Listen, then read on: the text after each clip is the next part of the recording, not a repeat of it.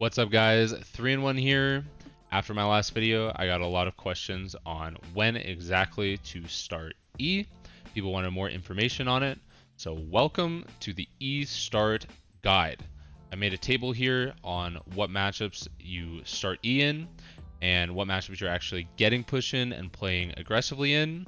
What matchups you're losing push in. Doesn't mean you can't play aggressive in some of these, but what matchups you're losing push in. These matchups have a little bit more nuance, and of course when to start Q and W. So to go along with that, quick disclaimer, E start does not mean that you just all in level 1 with your E. There are very few matchups that you can do that in. It just means that I have a strategy for it. So most of the time with E start in the aggressive matchups, you are going to be taking a quick trade, and then setting up for your level 2, and you're able to still get push in these matchups by doing that. Some of them, like Gnar and Kennen, it just allows you to more safely push and, push them back from the wave if they try to stop you from pushing, if you know how to play it. There's a lot of nuance, especially in Kennen matchups. I'll do more videos on this stuff later, try to cover a lot more of the nuance. Also, I have some examples later. I'm going to put as many examples as I have. I don't have a lot of examples saved. But let me show you what it looks like with the legendary E-Dash trade. What it looks like if you overtrade level 1 what up, with your Renekton E back E-Dash. doing some more League of Legends action. We're gonna do a little Intus. Okay, so we're gonna try an E-Dash trade early game here with PTA. 1, 2, 3 E-Dash. E-Dash. Oh, we still lost that? If you watch my stream, you will hear this clip all the time. We absolutely love it. It's a banger. But let's talk about some more of the matchups. So the aggressive matchups, the matchups that you're going to be, taking a quick trade and setting up for your level 2, but you can still get Q. For example, Aatrox has very long cooldowns. If in the Aatrox matchup, I showed it a bit last video, but the nuance is that you have to wait for him to use his passive unless he walks all the way into your range creeps to get it off on you. And then there's nuance around how you play against his Qs, because you don't want to get hit by his Qs. So if he uses his Q1 before you dash in, or are in range to dash in on his Q1, you're going to have to wait out his Qs, which is kind of worst case scenario. If he's saving his passive very long and then uses his Qs kind of late, you will still get push after, but you're not going to punish him really hard. But when it's really nice is when he uses his passive on a creep, and then you E either before he Q1s or as he Q1s, you'll be able to get 2 to 3 autos off and dash out, and it's a very good trade. And then other matchups that are kind of similar to that are Gwen, Akali, but I think you can do a bit more versus Akali, Sylas, Lilia, and Kayle. So Kayle is the only champion that's not ordered by popularity. All the most popular champions are first in their little boxes.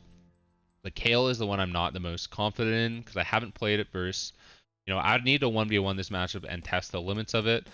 If Kayle moves into you and tries to all-in you as soon as you dash, it can be scary. So be careful dashing behind her. You probably want to dash on her, auto her once or twice, and then E back. But then maybe she gets level 2 first. But I think it should be okay. From my experience, it's fine. And it ends up working really well and giving you a free solo kill level 2. I'm just saying I'm not 100% confident if Kayle plays it correctly that it won't work. All these other matchups I'm very, very confident in. So Sylas, you don't necessarily always want to start Q. It kind of depends on what he does, but it does set you up for a very nice level 2. I start E versus Sylas pretty much every time. But there's just nuance to how you use your E depending on what he does, what ability he starts, etc. So Kennen and Gnar are two matchups where you're not playing as aggressively. You're just using your E to help you get push versus them. You can get push versus both of these range champions. They're two of the only range champions that you can actually get push against, other than fake champions like I played against a zillion top yesterday. That was pretty funny. Kennen is difficult. There's a lot of nuance. I'll do a video on that in the future. Gnar is easier. So basically, you're just happy hitting creeps, and if they're trying to stop you from hitting creeps, you push them back with your E. Depending on how they respond, you will answer differently with how many times you auto attack them or if you dash a second time on them. In lower elo, they will respond probably worse and more aggressively with worse spacing, and you might be able to do a little bit more.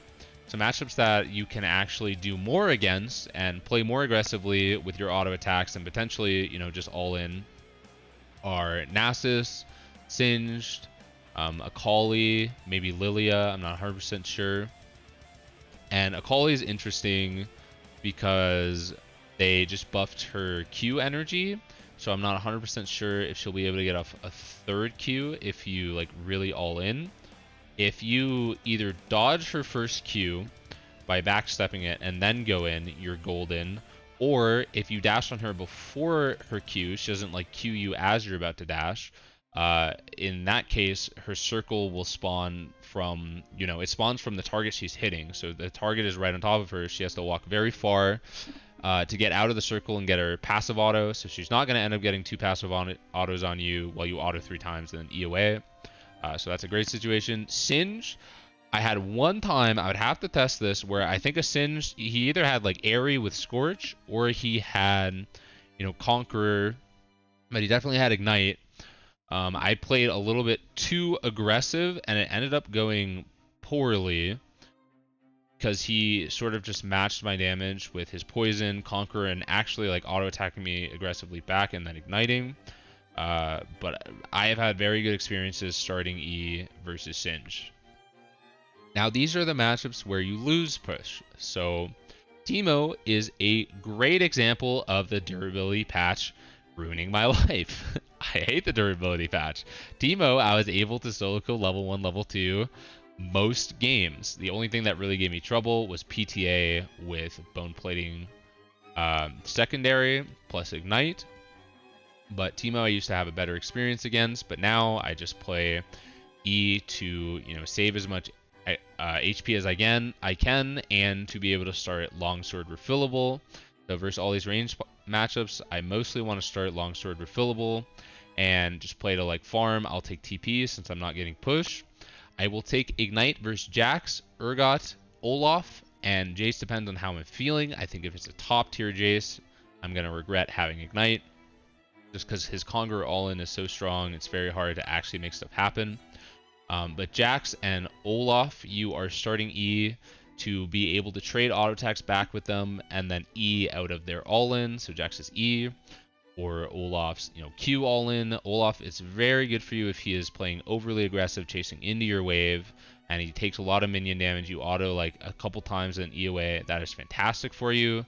Urgot has the strongest level 1 in the game, I believe.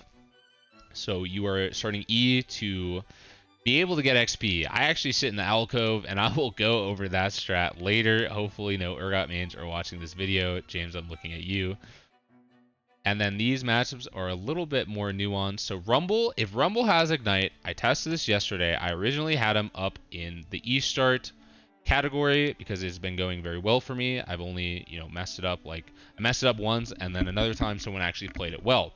So me seeing that guy played it well made me question this, and I have realized through 1v1ing that you cannot get away with E start if Rumble has Ignite and plays aggressively with his auto attacks. He can just stat check you in your wave if you have longsword and E start, and you will not be able to get level 2 first.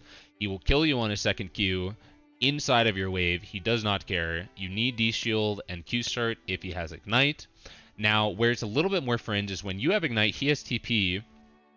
If you have longsword start and you try to go E start, if he's hitting the wave instantly level 1 and he's playing aggressive with his auto attacks, it's still kind of hard, but it can work. I would go longsword 3-pot for that.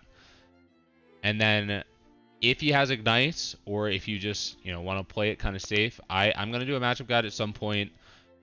Doran Shield plus Q start. You can get pushed into Rumble if you play it well. You need to get pushed into Rumble or you're going to regret being alive, probably.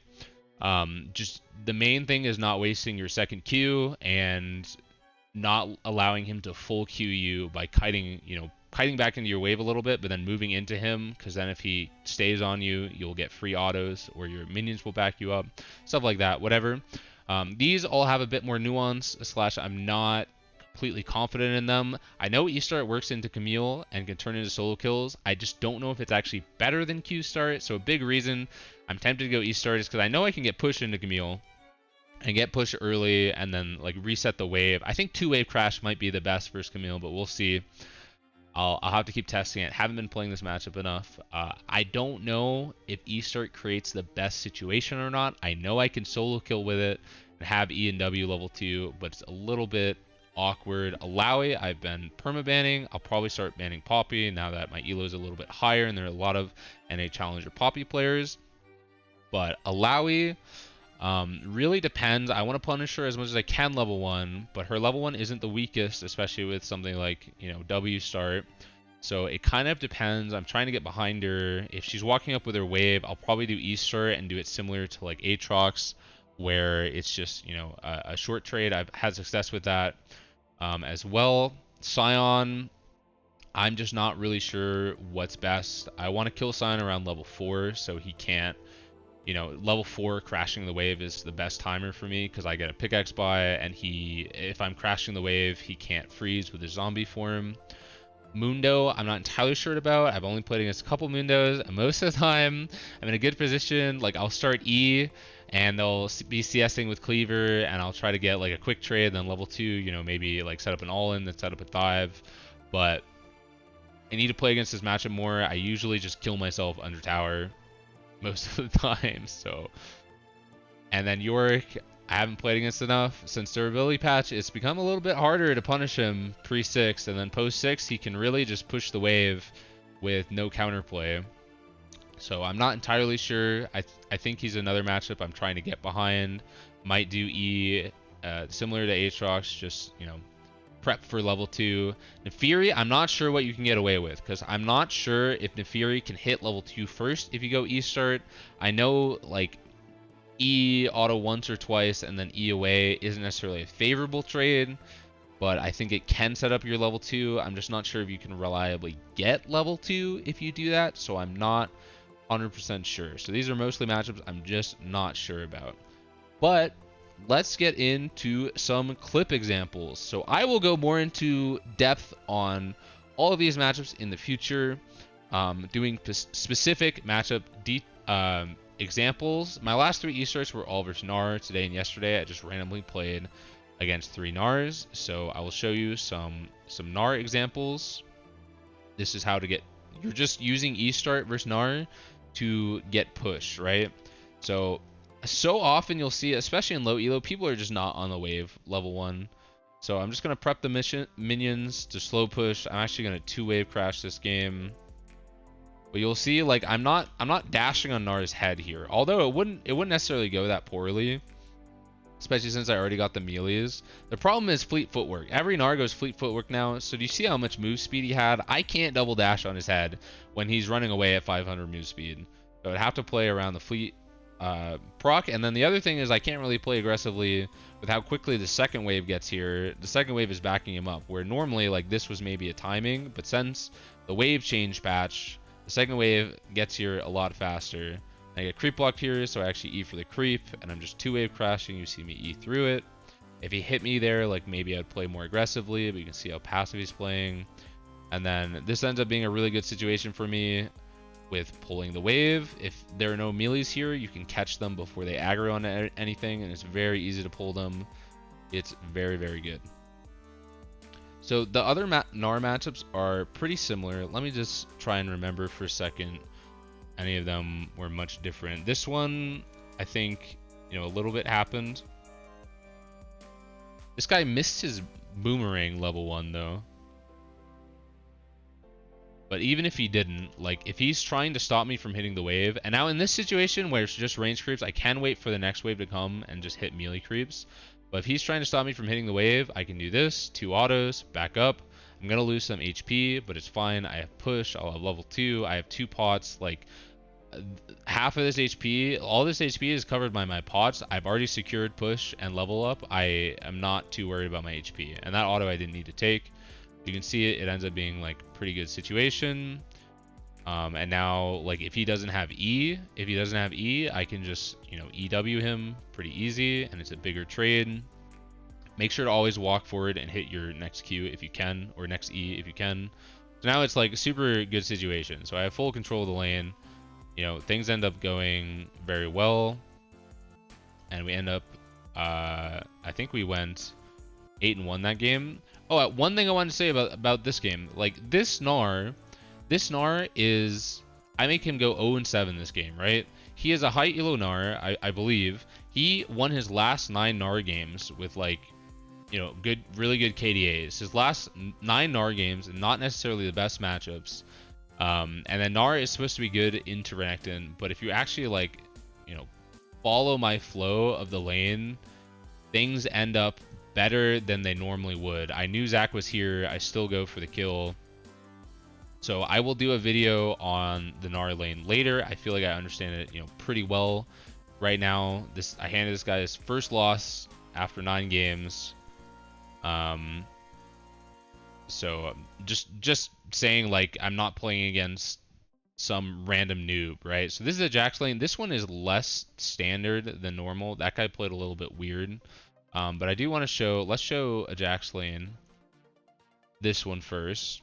So this one's a little bit more normal. So this is a defensive E start to be able to deal with Jax's counter strike. I used to go, before durability patch, I would go longsword refill, and I felt by third Q, you know, just tapping Q in his head every time he tried to auto attack you. I felt that it was winning, but durability patch ruined my life. So now I just go D shield and E start. So big part of E start. Even if I was trying to do the other start before, I would end up leveling up E here. So I save my level up. It's great to hold this bush level 1. You can see I was holding it. And then if he does come into that bush, you just face check with your wave to force him out. But Jax will try to come behind you level 1. So I should actually play here, because then I won't take as much minion aggro if I auto him. Now it's like kind of awkward to auto him. And I let him get a free auto on me. So this was actually like not perfectly played. But you can see like I am chilling with second 1D shield. Bone plating would be fine too if you want it. He spaced an auto attack. Fantastic. He is level 2. So I actually messed up here because I thought I would hit level 2, but there's 2 extra range creeps alive. There can only be 1 extra range creep alive. I thought I would hit level 2 here. I think it's, you know, bad to do that anyways. I think I was streaming this game. But you'll see, like, you end up in this situation where you're safe in front of your tower and Jax can't extend trades a lot if you're doing this.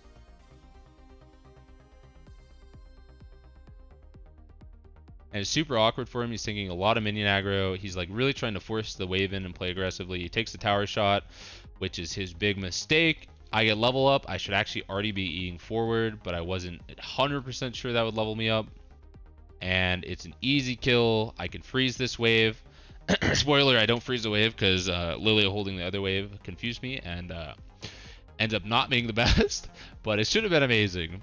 So let's show the other Jax lane real fast. I'm just gonna speed through these as fast as I can. So this Jax played a little weird. Fast forward. Is it fast forwarding? Yeah. So this Jax just kept autoing me once in my wave, trying to proc grasp, I guess. And you'll see how slowly all the minions die because all the minions are aggroing us. But like these are not positive trades for him. I don't know exactly why he's doing this. It probably, you know, ends up working well with his like level 2 spike or something. He gets creep blocked because we have such a big wave and we play around it. Then we hit level 2 first because he kept, you know, taking aggro from my creeps. And then it's an easy solo kill. What do? I E away as he gets a grass proc and pops a cookie, and then he out heals my ignite. And then he has his E and Q back up. And then I end up dying to Sejuani. Very sad. But you'll see, like, it's a very good situation. I just didn't fully capitalize.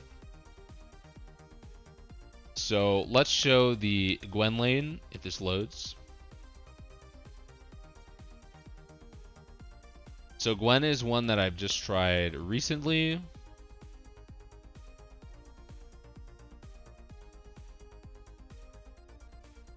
So, okay.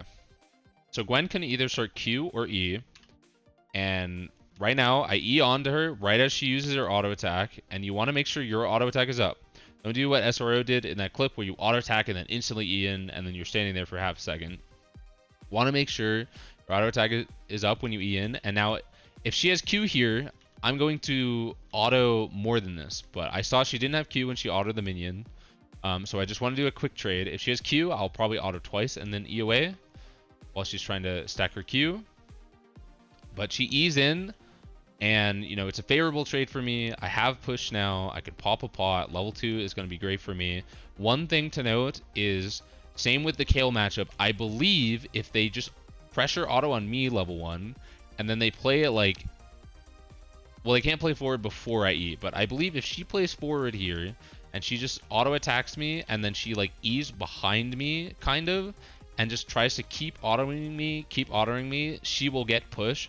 She probably won't win in HP like that much, but I'll be low, and she'll get pushed because all my minions will be hitting her.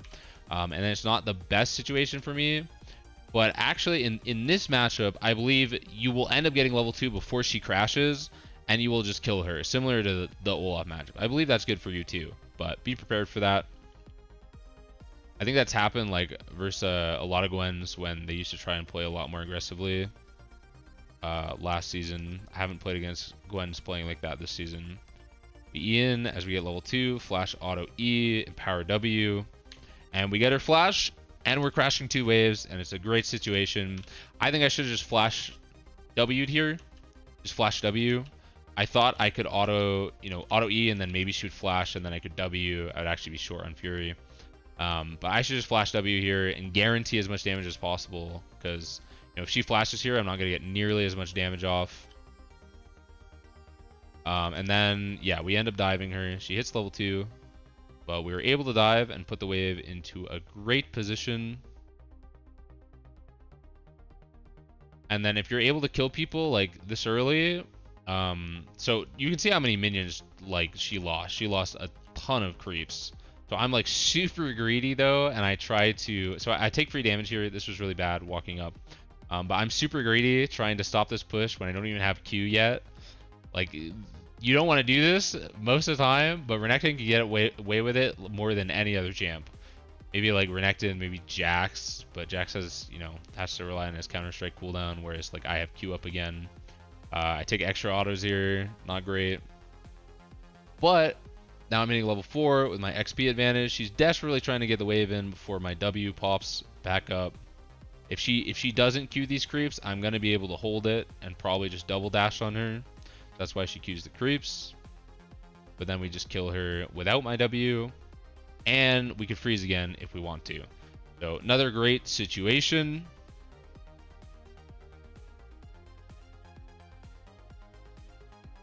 We will show the Aatrox. I'll show the Aatrox lane and then a fail on the Aatrox lane. So this is what I was talking about with the nuance. So we're going to get push on the wave and then see if he uses his passive. See where I'm standing? I'm standing back in my minions. If he walks up here to Q me or to auto me, that's fine. I'll let him auto first, then I'll return auto so he doesn't get healing, and then I'll E on him, do multiple autos. So if he doesn't use his passive there, it's actually, worse for me as well if he just CS's with his Qs. You can see like the trade is not entirely winning, but it's a good situation.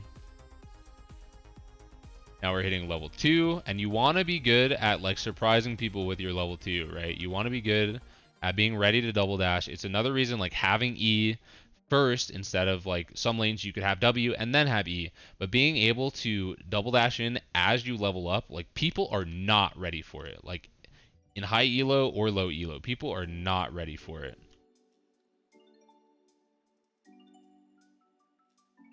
And I think I showed this before, but the reason I W there is because if he flashes, I can't follow flash. So I want to make sure I get the damage off. Especially when you're playing Ignite, you want to make sure, you get the damage off so you don't get in a really bad situation. We end up killing that guy. And then I'll show at Aatrox main lane that I messed up. So I believe this is hit. No, this lane, I don't think I messed it up early.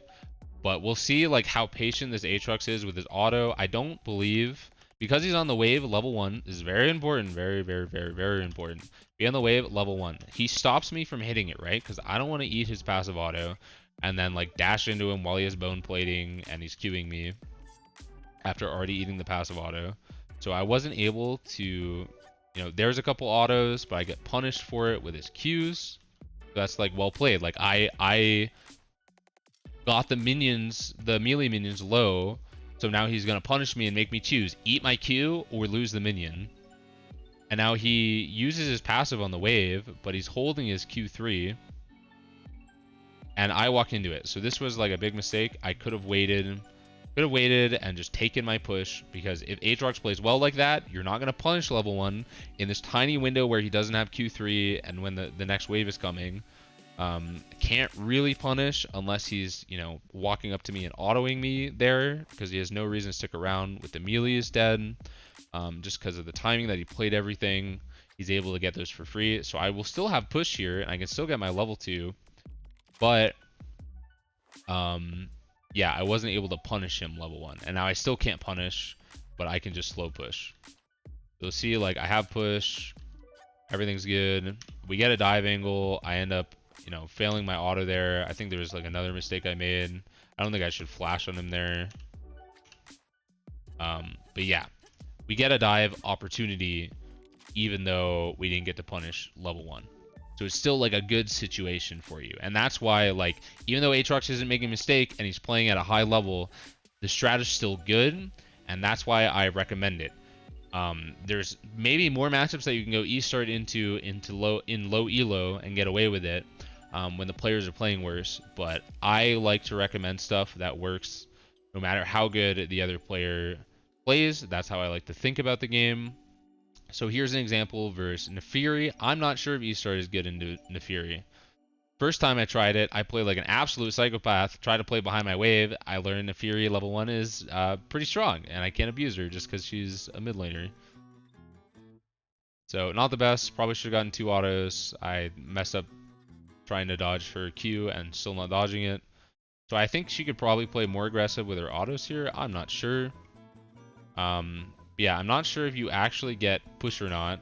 If she uses all of her Qs on me, I'll end up being able to get push. I thought killing all 4 of these creeps would give me level up, but all 4 of those creeps were from wave 1. They were all from wave 1 actually. So this is like Omega Int. End up flashing away, get level up, W, she gets 1 shot, so we salvage it. But you can see like some of the mistakes I was making there, as well as I'm not entirely sure he's good in Nefiri, but getting push and getting your level up is so important, is the main thing I want to show. So here is versus Urgot. This is a very defensive E-start, and I'll show you my strategy. Level 1, I will actually start in Alcove. So I started off by guarding here. I guard here until, usually 45 seconds. Sometimes I leave a little bit earlier, depending on like the enemy champs, level 1, my laner, and invade. But I will actually word this and start in Alcove. And even if they are not playing incredibly aggressive level 1, it still can be good. Like, we'll see this Urgot didn't play incredibly aggressive. But I think level 1 in Urgot, you should actually start in this bush and just come out of the bush and zone from XP or like all in the opponent. Those are the best Urgots I've played against. They'll also like, camp and try sometimes. Maybe they'll ward try and then go into this bush. So even if you're trying to counter this bush cheese by coming from river to get XP, it can be kind of rough. This is the only strat I've found uncounterable. Please, please, please, high elo Urgots, don't be watching this video. I'm sorry. But having the word will make it so they can't counter this that easy anyways. I can just walk around in circles. He has a short auto range. So sometimes, depending on how they play this, like if they were playing up here or whatever, I will actually just E through this alcove to just sit and get XP. But he went for the creeps kind of early, so I just E. I managed to get all 3. It's awesome. So I fuck up, I mess up here, and I get flipped, greeting for a CS, and then not Eing away when he E's. I thought I could auto it and then E away.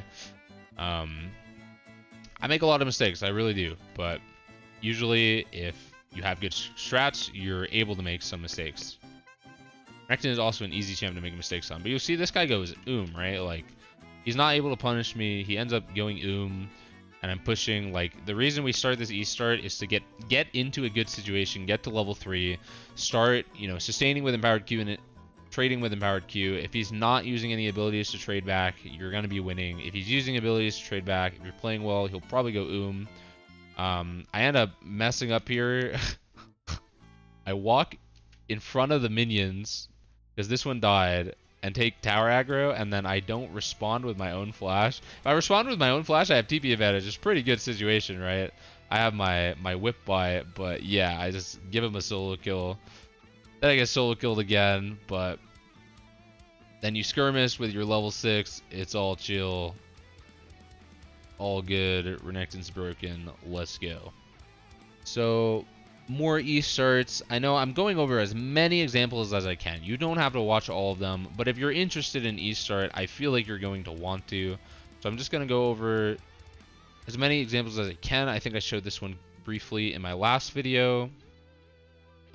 But Urgot, or Olaf rather, it's bad for him if he plays super aggressive level 1, especially if you have E. This guy's a high elo Olaf. He probably knows I can start E, as well as just if he queues through the wave and is trying to all-in me level 1, even if I don't have E, it will over push the wave, and it's not necessarily the best situation.